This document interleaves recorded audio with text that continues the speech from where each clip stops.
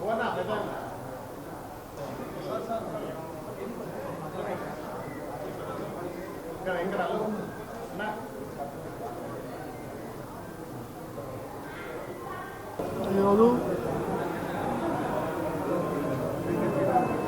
భగీరథ మహర్షి యొక్క జన్మదినము సగరులు భారతీయ జనతా పార్టీ కార్యాలయంలో చాలా సంతోషమైన విషయం. ఎందుకంటే పూర్వకాలంలో అఖిల మహర్షి యొక్క శాపం వల్ల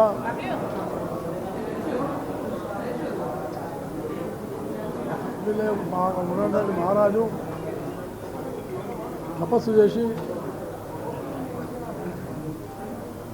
కపిల మహర్షి యొక్క ఉన్నటువంటి శాపం వల్ల వాళ్ళ యొక్క ఉన్నటువంటి వంశజులందరూ కూడా పూర్తిగా భస్మం అయిపోతారు.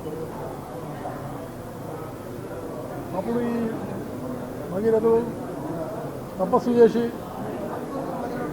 బ్రహ్మ యొక్క ఉన్నటువంటి ఒక వారిని సాక్షాత్కరించుకొని వారి యొక్క ఉన్నటువంటి ఆశీర్వాదం తీసుకొని శాప విమోచన చేయమని అంటారు. అంటే వీళ్ళంతా భస్మంలో కలిసిపోయినారు కదా, కాబట్టి వీళ్ళని మళ్ళీ తిరిగి భూలోకంలో తీసుకురావాలని వారి యొక్క ఉన్నటువంటి ఒక మనలను బ్రహ్మ ఎంత ప్రార్థించినా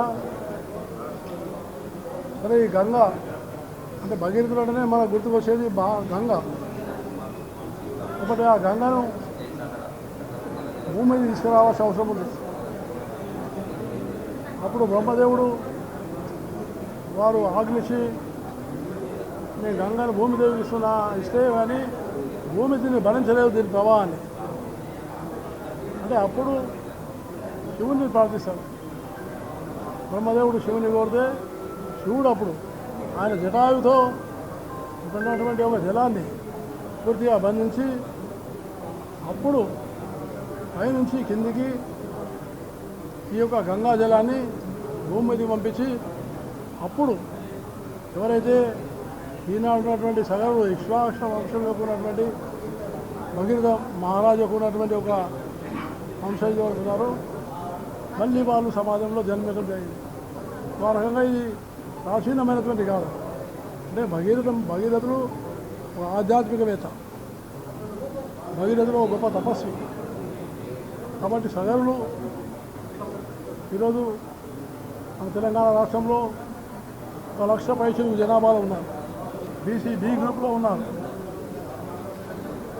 అందువల్ల ఈ బీసీ డి గ్రూప్ అంటే వెనుకబడిన వర్గాలు వృత్తి సక్రమంగా లేక అనేక ఇబ్బందులు పడే వాళ్ళు డి గ్రూప్లో ఉంటారు. అయినా వీళ్ళు చిన్న సంఖ్యలో ఉన్నారని ప్రభుత్వాలు చిన్న చూపు చూపిస్తున్నాయి.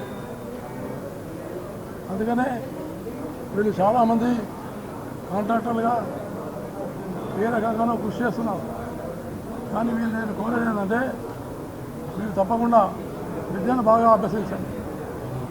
బీసీలు అభివృద్ధి కావాలన్నా, బీసీల యొక్క సమస్యలు పరిష్కారం కావాలన్నా విద్యనే దానికి శాశ్వతమైన పరిష్కారం. విద్య వల్లనే మన యొక్క ప్రతిభ పెరుగుతుంది. ఆ తర్వాత విద్య వల్లనే మనకు ఒక ప్రతిభ వచ్చి ఆ ప్రతిభ వల్ల మనము సమాజంలో ఉన్నటువంటి వివిధ విభాగాల్లో రాణించి అడ్వకేట్స్గా, డాక్టర్స్గా, అలాగే ఎమ్మెల్యేలుగా ఈ సమాజం నుంచి రావాలని నేను మనసారా కోరుకుంటా ఉన్నాను. ఎందుకంటే సగరులు వారి యొక్క శ్రమ, వారి యొక్క ఉన్నటువంటి ఒక ఫలితాలు వాళ్ళ సమాజానికి చేరాలని రాష్ట్ర ప్రభుత్వం కూడా ఈ సగరులను గుర్తించి వారికి వచ్చేటటువంటి ఒక పథకాలతో పాటు వారికి ఎక్కువ విద్య, వైద్యము, ఉపాధిలో అత్యధికమైన భాగాన్ని ఇవ్వాలని నేను వారిని ప్రార్థిస్తూ, కానీ నాడు భగీరథునికి నిజమైనటువంటి ఇవ్వాలంటే ఈ సగరులు ఆధ్యాత్మిక భావాన్ని సమాజంలో ఉన్న ప్రతి గ్రామాన్ని పంపించాల్సిన అవసరం ఉంది. ఆధ్యాత్మిక భావాన్ని, నైతిక విలువలను, అలాగే ఈ యొక్క పవిత్రతను, గంగా యొక్క పవిత్రతను, గంగా అంటే చాలా పవిత్రం. గంగ లేని మనం బతకలేము.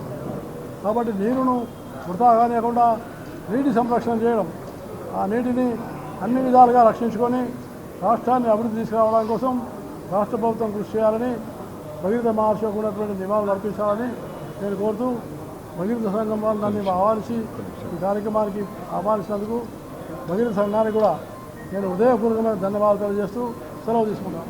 అంటే ఇంతకుముందే చెప్పాను, బీసీ డీలో ఉన్నటువంటి ఈ సగరులను బీసీ ఏ గ్రూపులో మార్చి వాళ్ళకు అత్యధికమైనటువంటి రిజర్వేషన్స్ కల్పించే విధంగా ప్రభుత్వం ముందుకు రావాలని. ఎందుకంటే ప్రభుత్వం ఈ రిజర్వేషన్ విషయంలో చిత్తశుద్ధి కనపడలేదు. బీసీల యొక్క జనాభా విషయంలో కూడా ప్రభుత్వం చేసినటువంటి లెక్కలు సక్రమంగా లేవు. ఆ కులాల ప్రాతినిధ్యం కూడా సక్రమంగా లేదు. కాబట్టి ప్రభుత్వం దీన్ని మళ్ళీ పునరాలోచన చేసి అనేకమైనటువంటి కులాలు దీనికి ఈ యొక్క కులగణనకు చాలా అనేకమైనటువంటి ఆబ్జెక్షన్ చెప్పినాయి. కాబట్టి దాన్ని దృష్టిలో ఉంచుకొని ప్రభుత్వం వీళ్ళని ఏలో తప్పకుండా గుర్తించాలని నేను కోరుతున్నాను.